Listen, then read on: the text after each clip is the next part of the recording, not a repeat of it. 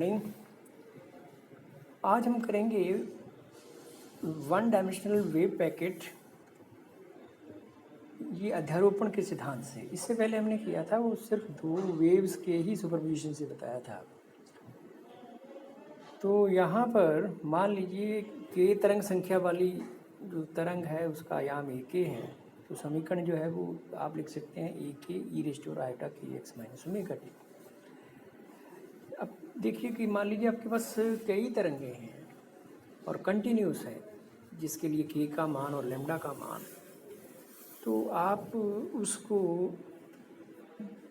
यहाँ पर लिख सकते हैं इंटीग्रल की फॉर्म में ए के ई रेज़ टू आयोटा के x minus omega T D के, और जो लिमिट्स ली है वो माइनस इन्फिनिटी से प्लस इन्फिनिटी।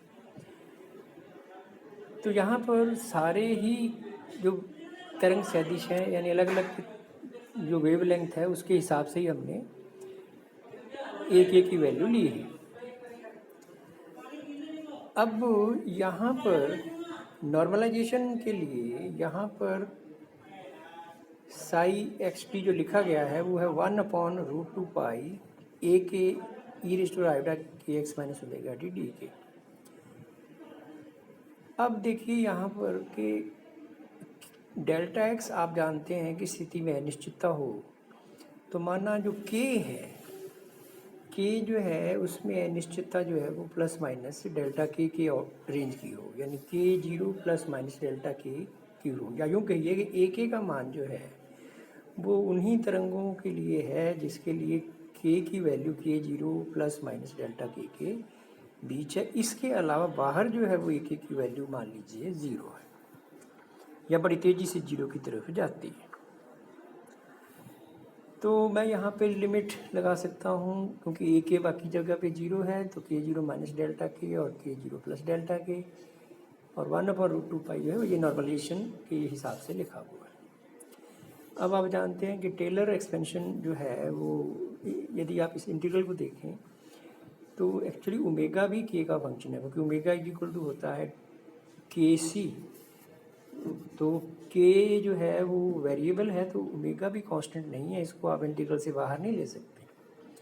तो ओमेगा के इज इक्वल टू ओमेगा के ज़ीरो प्लस के minus k zero D omega by D के इज इक्वल टू के ज़ीरो। ये टेलर एक्सपेंशन है नियर के इज इक्वल टू के ज़ीरो, किसका? ओमेगा के का। तो यहाँ पे सिर्फ दो ही टर्म मैं लिख रहा हूँ, ओमेगा के ज़ीरो प्लस के minus k zero D omega by D के इज इक्वल टू के ज़ीरो पर। तो ओमेगा की वैल्यू वहाँ पे रख दीजिए, यानी वही वैल्यू जो यहाँ पे आपने सजेस्ट की है, ओमेगा ज़ीरो प्लस के माइनस के ज़ीरो। इसको वी जी लिख दिया, इसको ग्रुप वेलोसिटी कहते हैं, इसको जिक्र हम एक बार फिर करेंगे। अब यहाँ पर ई रेज़ टू पावर के minus k zero x minus v t लिखा है, और बाकी जो कोफिशिएंट है e raise to power iota k zero x minus v omega t जो है वो अलग लिखा है। ये देखिए, ये यहाँ पर ये जो टर्म लिखी है इसमें आप देखिए ये सारी ई की पावर से जोड़ करके कि ये जो ई की पावर ये लिखी हुई हैं ऊपर, और ये जो ई की पावर है माइनस ओमेगा ज़ीरो टी वाली के zero x minus omega zero two, तो ये सभी का जो सम है वो उतना ही है जितना कि यहाँ पे पहले जो है हमने वो लिखा हुआ है। ये मैथमेटिकली हम इस तरह से लिख सकते हैं, या फिर आप इसको कहिए कि psi x t is equal to f x t e raise to iota k zero x minus omega zero t. ये एफ एक्स टी क्या है? ये जो बड़ा ब्रैकेट है इसको एफ एक्स टी कह रहे हैं। अब एफ एक्स टी का जो ग्राफिकल रिप्रेजेंटेशन है वो कुछ इस तरह का कि ये किसी रेंज के अंदर इसकी वैल्यू जो है वो ज़्यादा है, और ये इसका एनवलप है, यानी इसी के अंदर एफ एक्स टी की वैल्यू ज़्यादा है। और ये जो तरंग है वो के zero x minus omega zero T, तो इसका यदि तरंग का आप कला वेग निकालेंगे तो आप इसका कला वेग निकालने के लिए इसका स्थिर कला के लिए आप डिफरेंशिएट कर दीजिए, तो ये आ जाएगा ओमेगा ज़ीरो अपॉन के ज़ीरो। समूह वेग यदि आप निकालना चाहते हैं इस एनवलप का, तो ये k minus k zero x minus v g t constant से v g is equal to आ जाएगा डी ओमेगा बाई डी के। तो ये है इसका ग्रुप वेलोसिटी, किसकी? इस एनवलप की जो वेलोसिटी है that is equal to group velocity of the envelope या वेव्स। अब हम यही काम जो है, ये एक और मेथड भी है जिसको फोरियर ट्रांसफॉर्म मेथड कहते हैं। तो momentum space representation of wave packet Fourier transform से भी किया जा सकता है। एक तरंग पैकेट जो है वो इस तरह से भी लिखा जा सकता है, a p e to iota p x minus e t upon h cross d p 1/2 pi h cross. A p जो है वो तरंग का आयाम है, psi x 0 time t is equal to 0 रखिए तो आपके पास आ जाएगा ये लिखा हुआ। यहाँ पर जो लिखा हुआ ये फंक्शन है इसको बोल देते हैं फोरियर ट्रांसफॉर्म। फोरियर ट्रांसफॉर्म जो है वो इस तरह से लिखा जा सकता है। यहाँ पे ए पी का मान जो है वो फोरियर ट्रांसफॉर्म के according 1/2 pi h cross psi x 0 e to minus iota p x upon h cross d x. यहाँ पर आप ये भी जानते हैं कि साई एक्स 0 स्क्वेयर जो है ये डी एक्स माइनस इन्फिनिटी से प्लस इन्फिनिटी 1 होना चाहिए। इससे ये भी प्रूव हो जाएगा कि A P square D P minus infinity से प्लस इन्फिनिटी ये भी 1 आ जाएगा। अधिक व्यापक रूप से यदि आप देखें तो साई एक्स टी जो है लिखा हुआ उसको आप इस तरह से भी लिख सकते हैं जैसा ये लिखा है 1/2 pi h cross a p e to minus iota e t upon h cross e to iota p x upon h cross d p.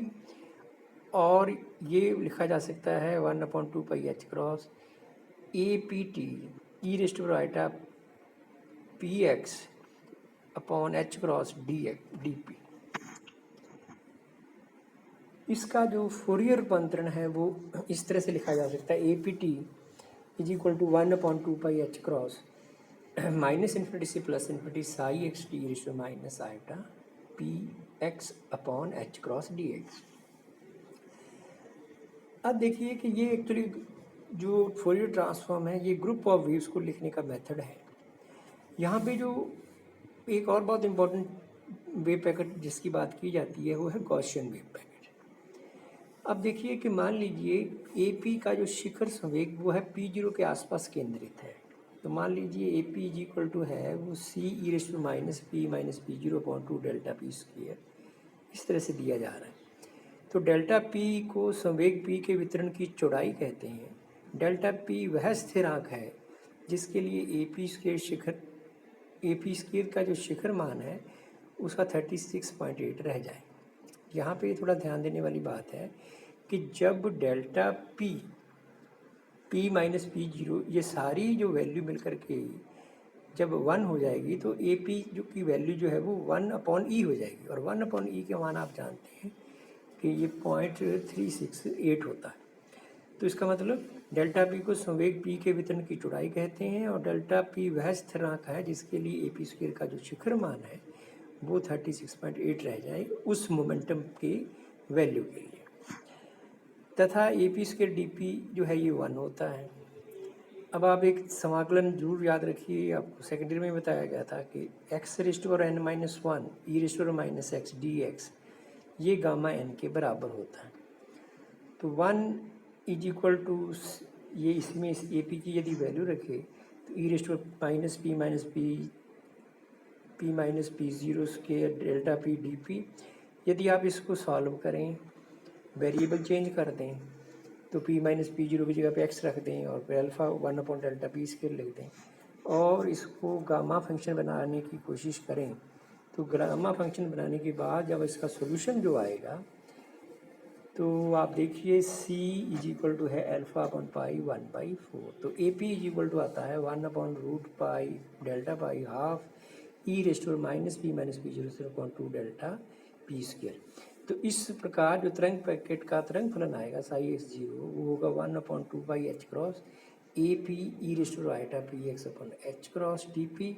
हल करने पर यदि आप देखें तो psi x 0 is equal to 1/√पाई sigma half e raised power minus x square upon 2 sigma square e raised iota p 0 x upon h cross.